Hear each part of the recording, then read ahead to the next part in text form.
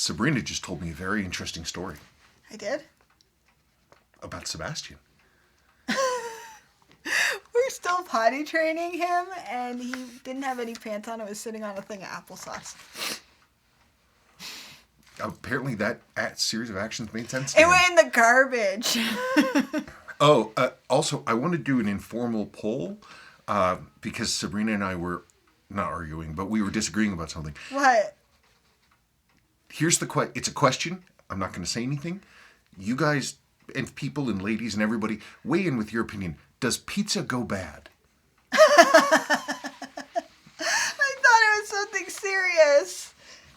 Pizza's a serious question. It was a week old. And now you're going to have pizza for dinner and lunch. Why didn't you have it for breakfast? I would. There's nothing wrong with pizza for breakfast. Ask your mother. She loves pizza for breakfast. Old pizza, for that matter. No comment. No comment. She says everybody in New York eats pizza for breakfast. Yes, they do, but no comment. Hey, look, I'm wearing my green sweater. Yes, see, I complained he wasn't wearing his green sweater. And my new mock tee. Yes. He got his Christmas presents early. You didn't have to do that. Well, too bad. That's fine. Now I had to buy him something else. No, you don't. I did. Well, God.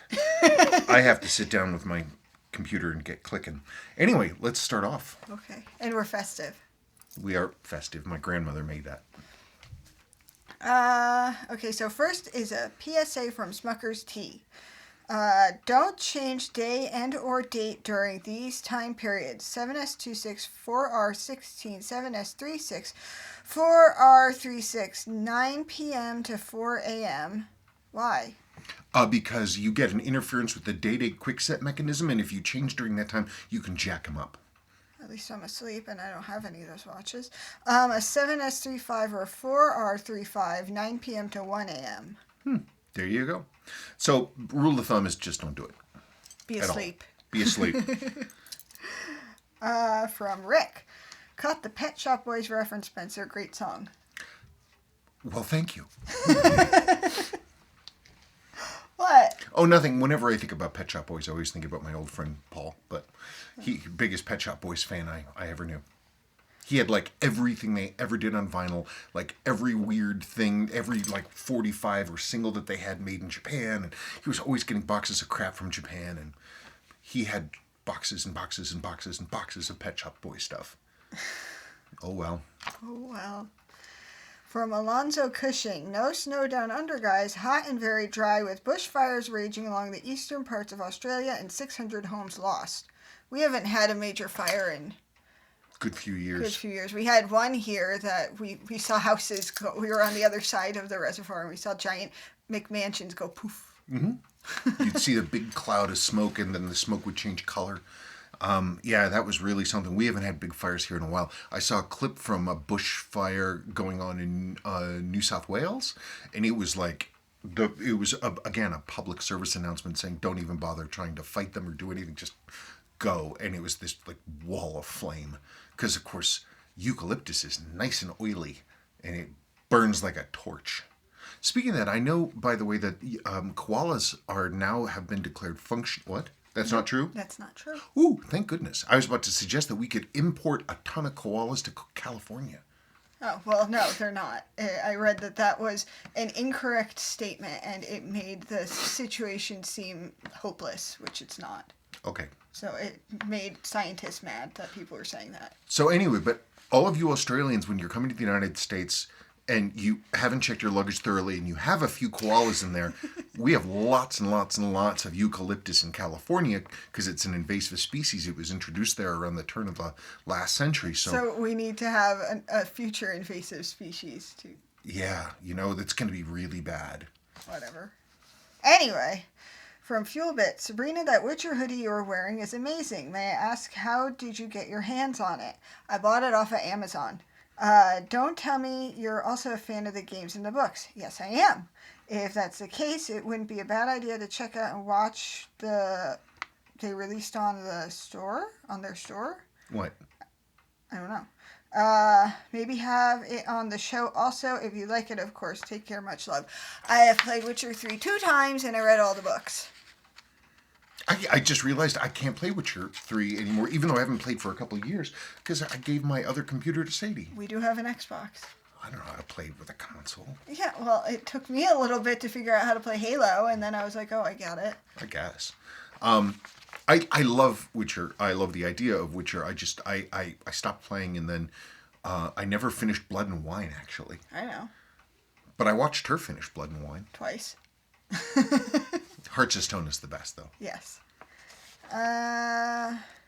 From Mihai Pascu? I don't know. Thank you for the video. Question for next mail call. How do you change the gasket on a crown that has that inside protection? Basically, where the gasket is inside the crown. Yeah, I'm going to have to basically... There's a basic process for how you do it. But the key thing is it's real easy to jack up and do wrong. You have to because the crown is hollow on the inside. It's like a bowl, and then it has a cap snapped in. And you have to get that cap out somehow.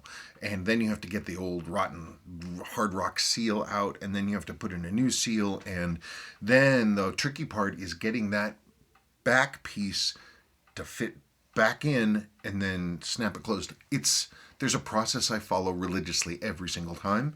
I don't know that I would necessarily show that, but it would be in a separate video because it's actually fairly involved.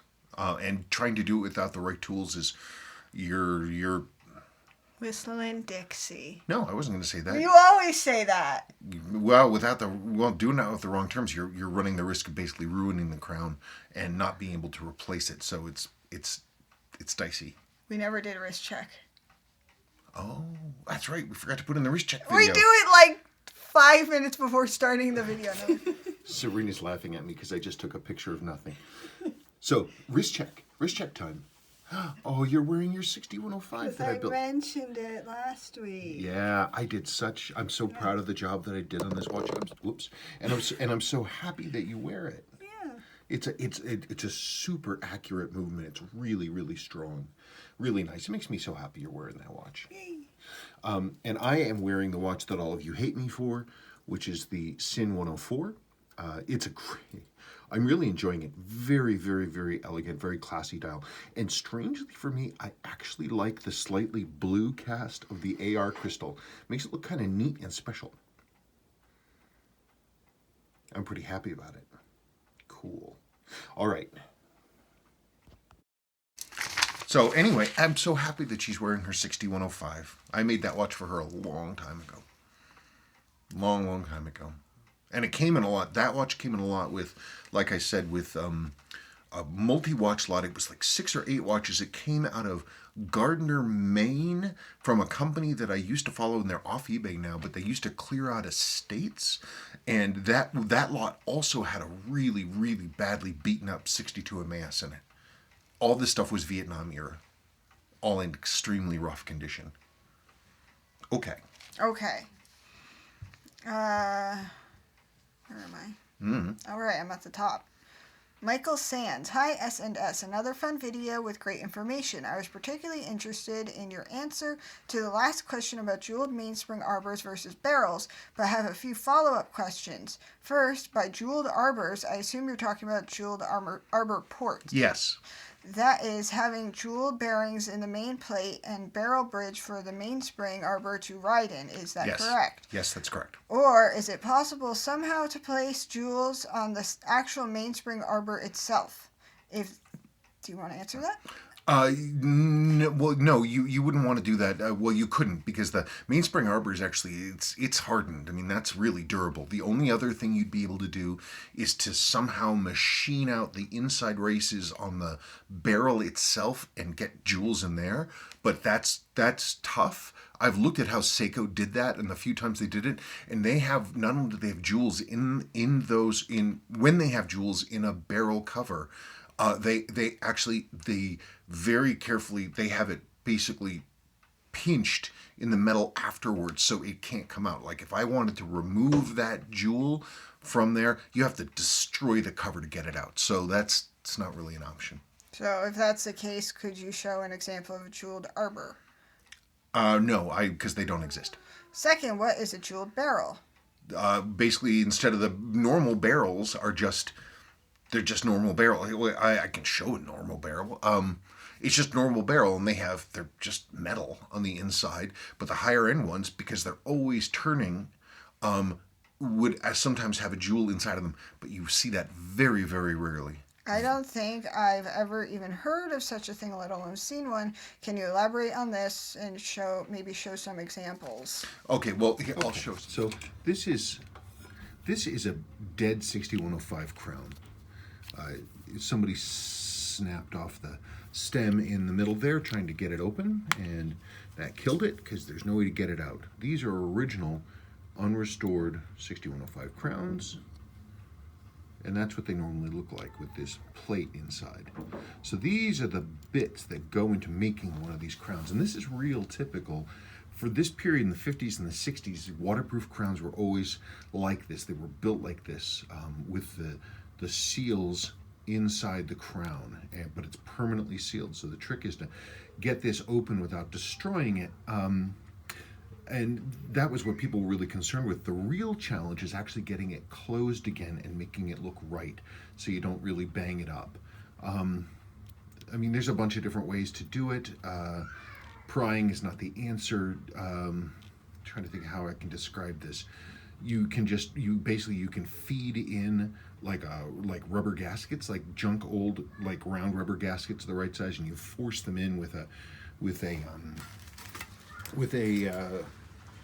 staking press, and you use a pendant tube like this, and you use that to sort of mash them down. You mash them in until this is forced out, boop, and it pops out. Now, that's the easy thing to say. There's all kinds of things that need to be done right in order to make this actually work. You've got to clean out this channel. You've got to get this all up and out and clear. You've got to cone this the right amount so that it can be driven back in. You've got to use a staking press. Then you have to close down this ridge. There's a lot of variables, and every single crown like this is going to be slightly different.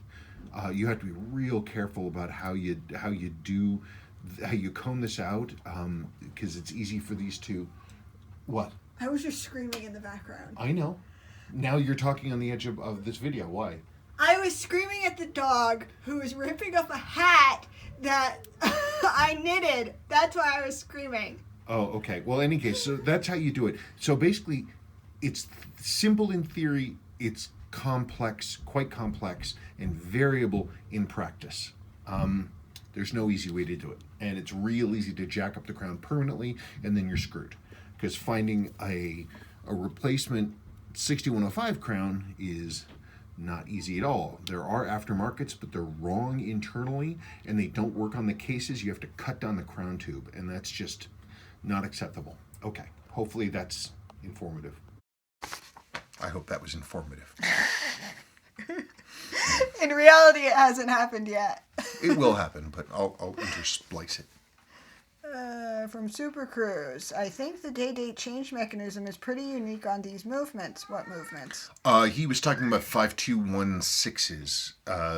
They're sort of a higher end Dynie, like chronometer grade kind of movement. As I recall, the day and date flip over simultaneously at midnight. I recall there is a pretty significant spring on the calendar side that the day wheel loads up and the spring suddenly releases at midnight and flicks the day wheel over. Nice restoration, and thanks for showing how the crystal is set up on these timepieces. Yeah, actually, the reason I put this question in there is because I just went through a Seiko 4500, which is a high beat hand winder, and it has instant date change. Because it's a date only thing, and it was interesting to see how Seiko did it. They had a Fibonacci sequence kind of golden means shaped cam that came around, and it pushed up a sprung lever, and then when you got to the date change, the sprung lever would go kink, but the sprung lever also had like an L-shaped arm, and the L-shaped arm was moved back and forth because it had a big S-shaped spring that moved it backwards. So the lever is pulled down and up and around, and then that cam comes around and it goes click, and then it does it again. It's a pretty complex setup. That's one of the things that would get destroyed if you tried to change the date in midnight. I wasn't listening.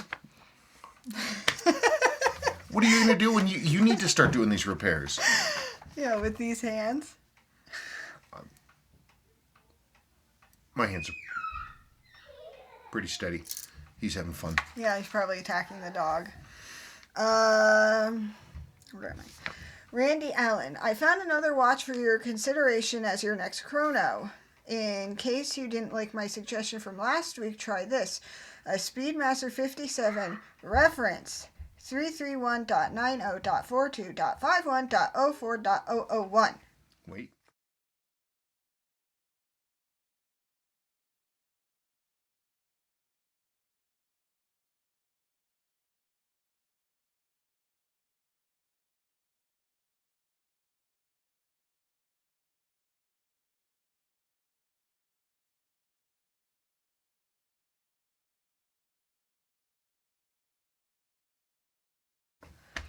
Similar to the first one, but this one is a little more reserved looking, almost vintage with a white dial, titanium grade 5 case and bracelet, and of course featuring a Cal 9300, so it must be Meta's Chrono.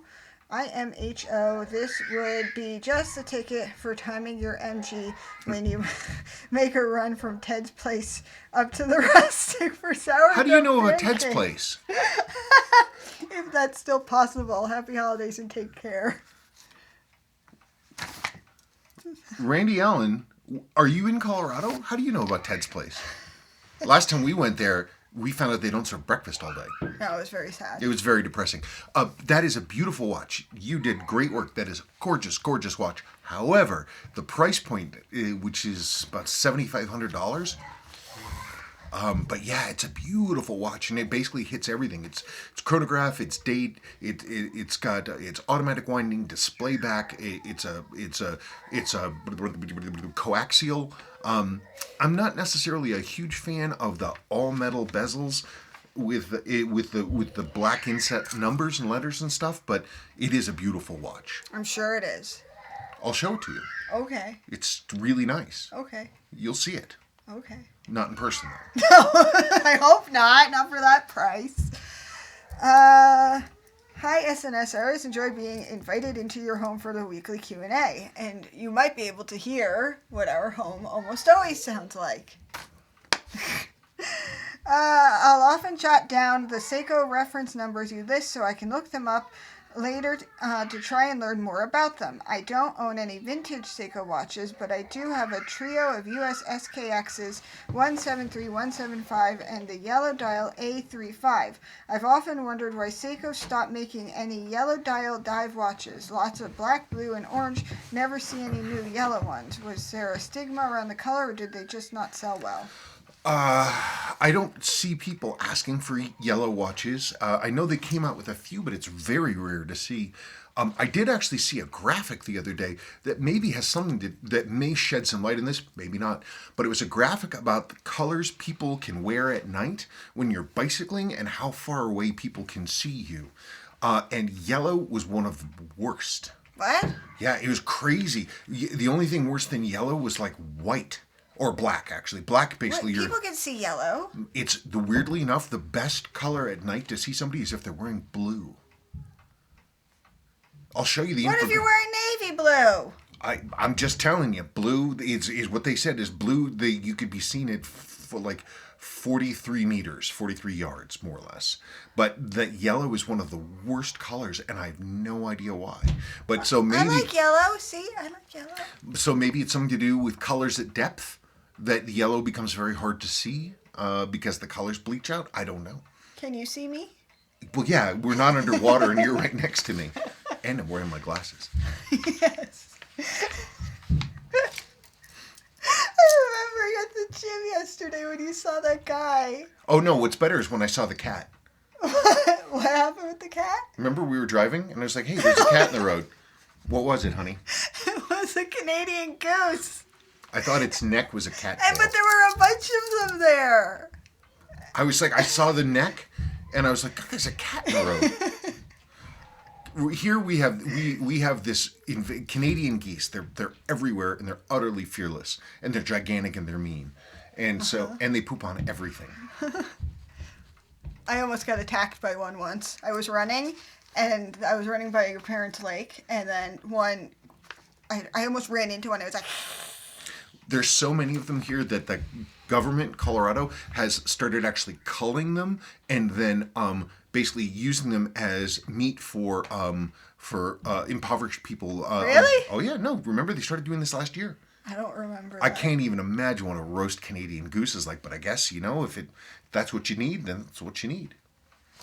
And it's a lot of meat on those things. Okay, back to it. From Julie Hill. It looks increasingly likely that the next Seiko Avenue I'll be going down will be the tuna one. Question for next week, tunas, modern or vintage? Which models are preferable? Well, it depends what you're doing with them. If you want to have like history of Seiko divers kind of thing, then get a 6159, but they're really pricey. I honestly feel that the tuna really came into their own when they adapted the high torque 7549 quartz movement. That to me, they're the purest of the tunas, like a golden tuna or the 7549 7010. There's a longtime collector named Harry Denmark, and he's surprisingly from Denmark.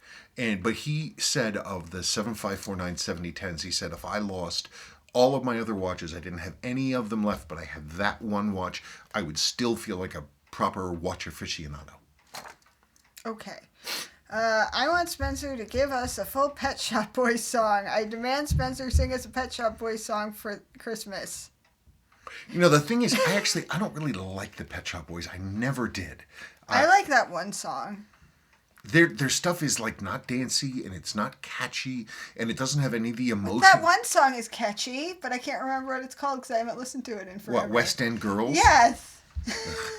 I've never liked it. Whatever. There's no romanticism in their music. There's no like lyrical grace. They don't have a lot of like, I don't know. I like things that are sort of more swooshy. Yeah, you like Morrissey complaining about gym class. Elmaz.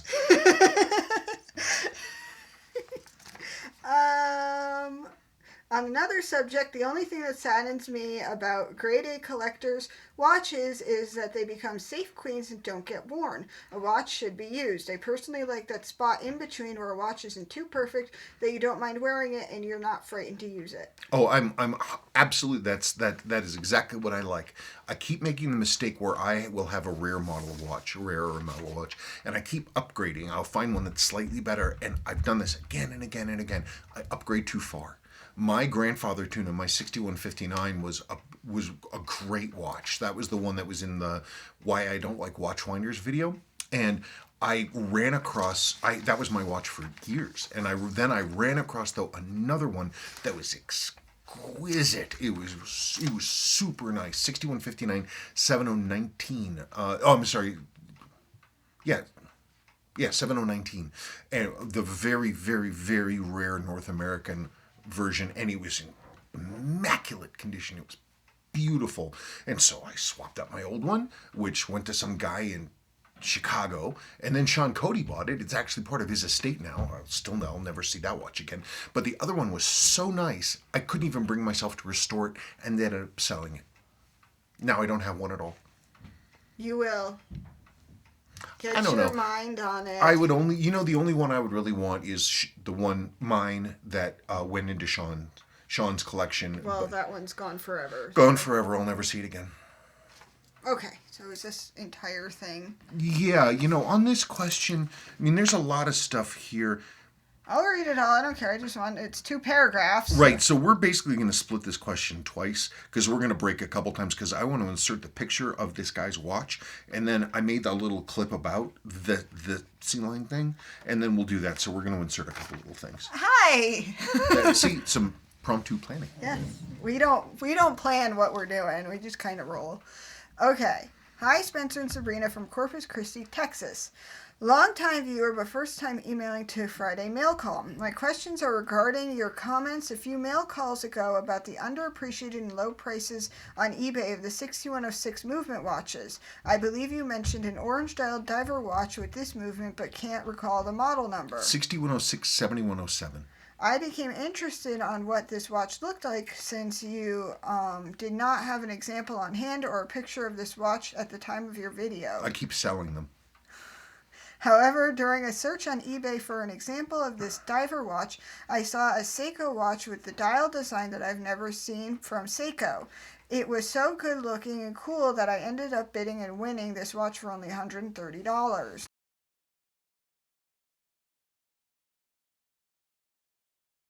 This watch is a 1969 Seiko 6106-8060 Sea Lion M110. See attached photos. The cross-hatch dial and the full day window and Seiko logo at the 9 index along with the sea lion engraving on the case back made me want this watch. It was serviced and the acrylic crystal replaced, showing an undamaged and perfect dial. What can you tell me about this watch? Why was it given the name Sea Lion? I'm assuming because there's one on the back. Yeah, that's the thing. Here, let me break. I'll talk about sea lions here in just a sec. Okay, so talking about Seiko had a billion different kinds of sub-brands. They had different markings on the case back, a seahorse and the Olympic torch, a lion, all the different badging that they did. But they did also, a lot of the ones you see are the Sea Lion. Now, like the seahorse, that was like for a gentleman's dress watches that were hand winders. And that was the thing. There doesn't seem to be a whole lot of rhyme and reason for Sea Lion. They're not a sub brand in the sense that they adhere to one movement type or another. There were 6200 Sea Lions, 6106s. This is a 6206, for example, right here. But they made a ton. There's a 6105 version. I don't know, but it's one of these things. I'm not quite sure why, but Seiko loved creating sub brands, and that's one of them. But like the Sea Lions, they were like M88 and M110 and M44, and I don't know what they mean. Even the Seiko, the old Seiko branding dictionary, doesn't cover them. Doesn't talk about them at all. This watch, by the way, is going to go on the website for sale. This is a 1966, December 66 week dater, though the W is missing on the dial, so it's actually an eek dater. But it's beautiful. I completely serviced this watch. And if this is a new old stock Hirsch strap on it from that same era. A lovely piece ready to go. So if you're looking for a neat Mad Men era Seiko, fully serviced, ready to go, 26 jewels, that one's going to be on the website. What? I asked if I was right. Of course you're right. You're always right. Okay. It did take a while to figure out how to change the day function by moving the hand back and forth past midnight. The only flaw I found in this watch is the rotor is making a metallic sound like it is rubbing on the case back when I wind it. When I opened up the watch, the rotor screw was tight, but there are signs of rubbing on the case back. Is there a fix for this? Also, what tips do you have for opening a stuck case back? I have another Seiko vintage watch that appears to never have been opened, and I'm having a hard time opening it with a 3-prong handheld caseback opener. Not sure if penetrating oil like WD-40 can be used on watches. No, keep that stuff far away from watches. Even I know that. Yeah, something that's inexpensive and actually quite useful is you can get little sets of you can get a little vise. It's like almost like a hobby vise, but it has rubber sleeves over the jaws. And so it's great for holding a watch case because it won't mark anything up. And so if I have one that's fighting me, I'll put it in there and then I get the 3-prong on there and I basically hold it all together so the thing doesn't slip, and then I lean on it. And if it really won't move and I don't really lean on them, then I have to get at the Big Bertha, which is a big crank. But that's pretty rare. Your watch, 1969, it's very early. It has an A-type movement, and also it has that movement, the 6106A 25 jewel, is considered the base of that entire movement family. Everything else sprung from it. They're great movements. 25 jewels, and they've got darn near everything you'd ever want. Very classy.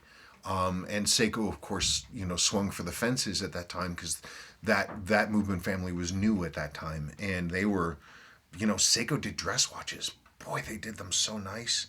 Seiko always took dress watches very seriously. It was only late, really starting in the 60s that they got serious about like sports watches and stuff like that. But their first big thing was really was dress watches. And It's a great watch. As for the rubbing, what the problem is that you're winding also your framework with ball bearings is bad. That entire winding bridge, the thing that the oscillating weight is screwed to, that's bad, and the bearings are moving around like this. Just need to replace that bridge. That's what needs to happen. There are any of the 6000 series bridges, 6106, 6119, 6105, any of that stuff, it'll swap out. It'll drop right in. Am I on the next question? If you want to be. Okay. Hi, Spencer. Hope you and the fam are well. Just finished watching MC64 and would like a clarification. You mentioned that you don't really run the chrono functions when you run yours, but you mentioned that when you store them, you engage the chrono function. Does this mean that you put the watch into the box with the chrono running? Yes.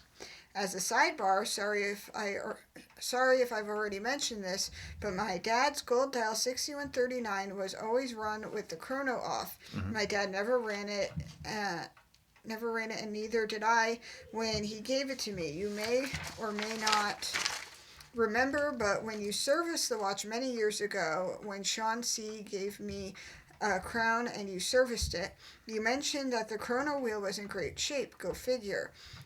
Could it be that the watch didn't run enough in the time between when it was purchased and the time the crown broke and it went into the sock drawer? I'm guessing that this was between 72 and 78, 79. Maybe it takes more years for the chrono wheel to fail with constant wear. Thanks, Bob.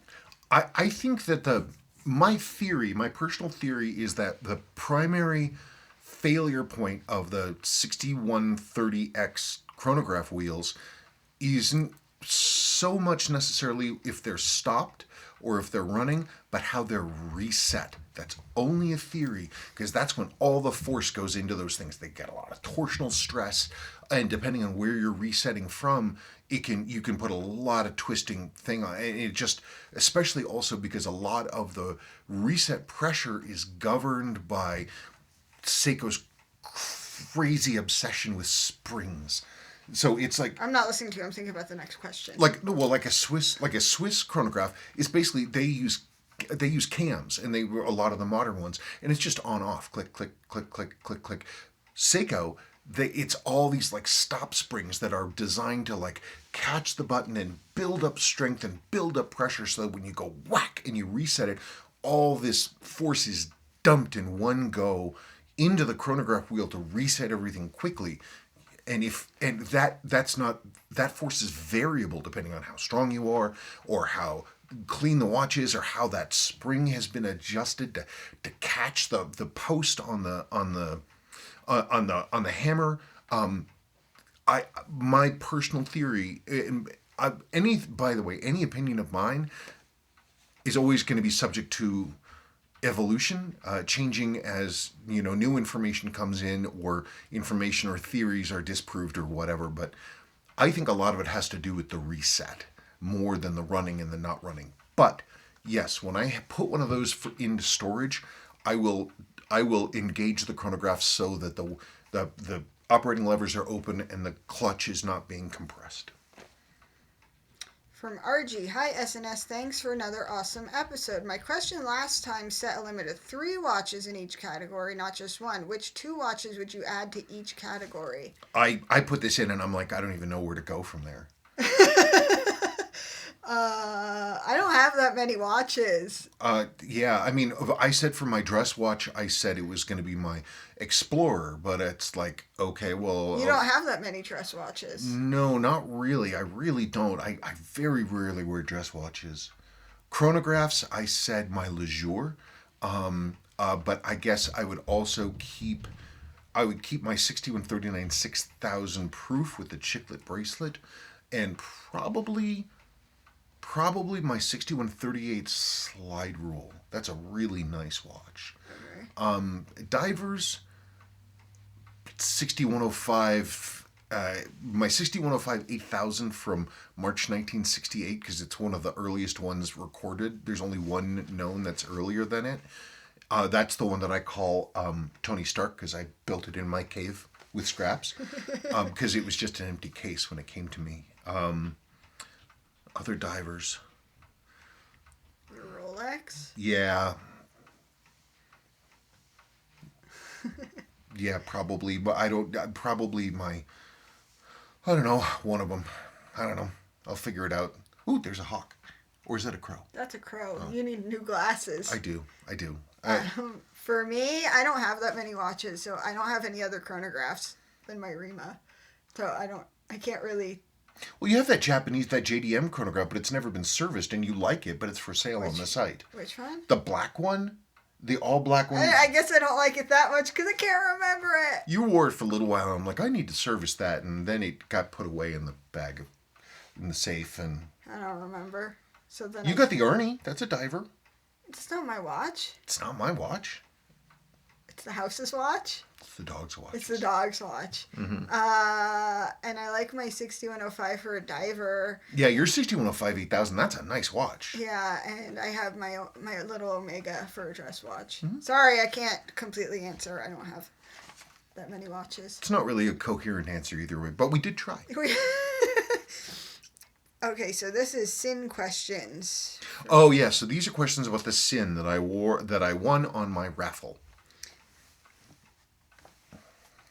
From Troy Nasello. Very clever in the beginning. Very clever. What's in the box with a pic of Brad Pitt's face from the end of 7. Very cool.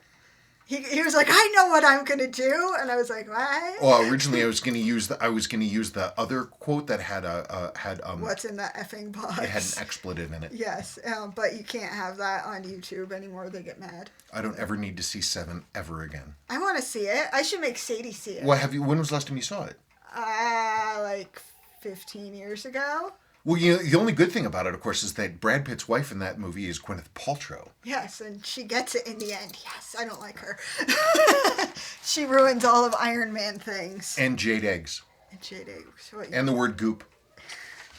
Or goo. Goop. It's goop. It's not a very good word anyway. That's going to make for a hot date, isn't it?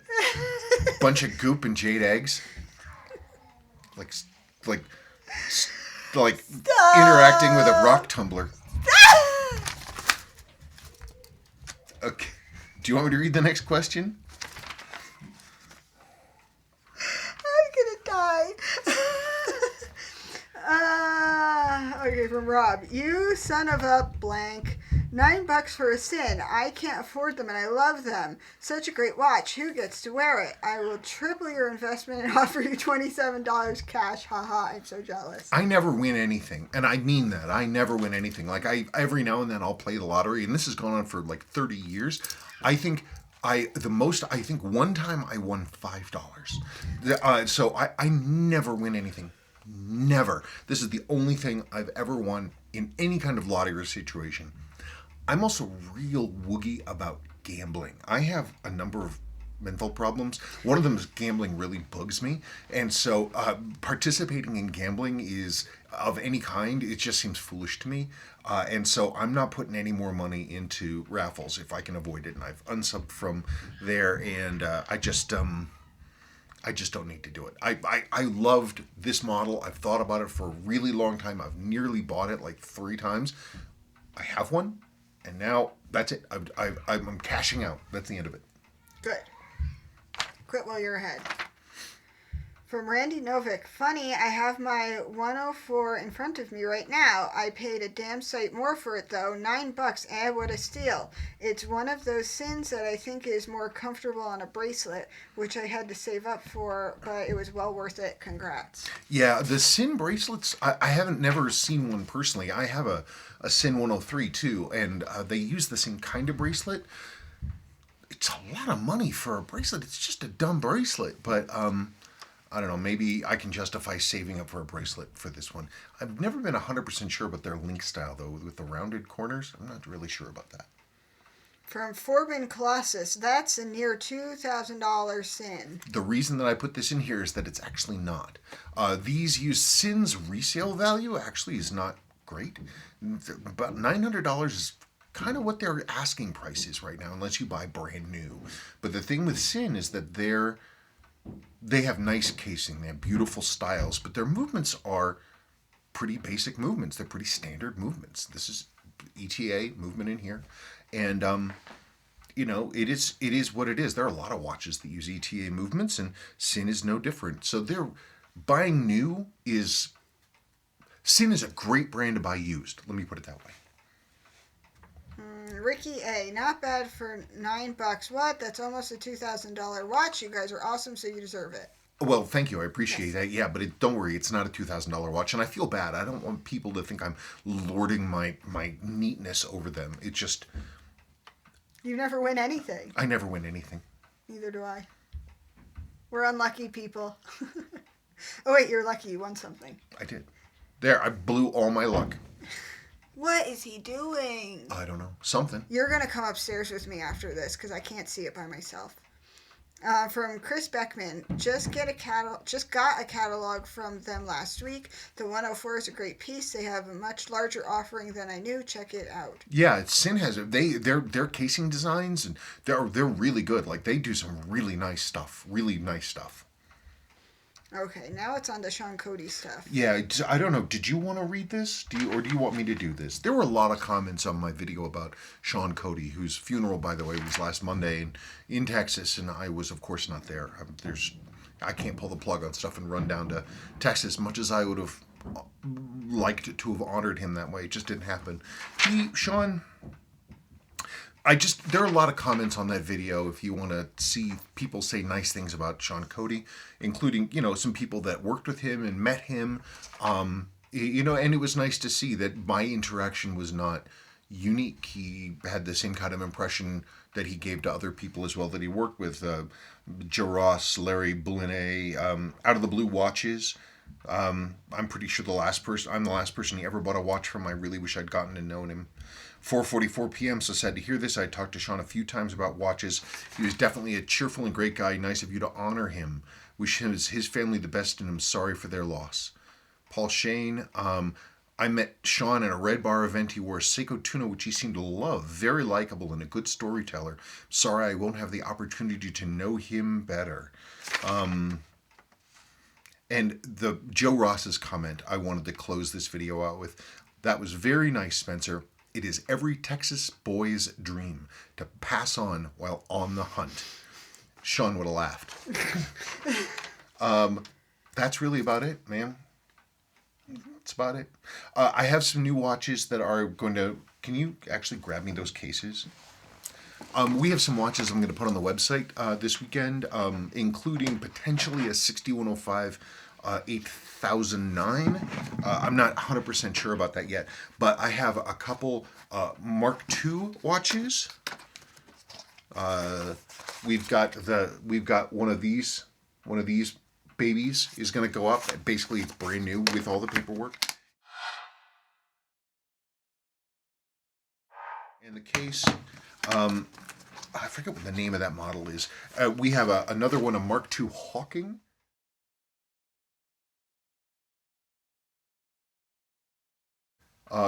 Basically brand new, and these are going to go on, and I'm going to dig up some other stuff too, and I'll know more about that 6105 in a little bit, because I have to look at the dial. But then this is also fully serviced, as I said, and ready to go. And it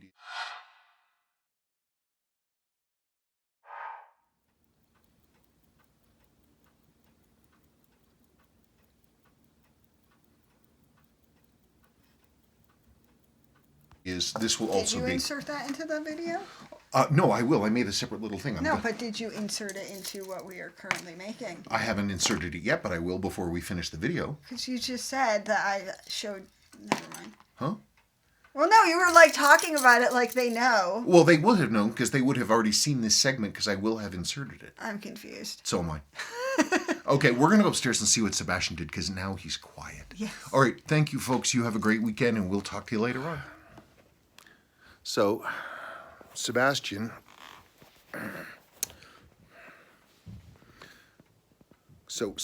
we went upstairs. Dog ate a hat.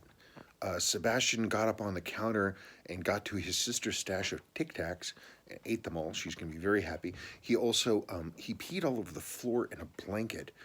And I don't know.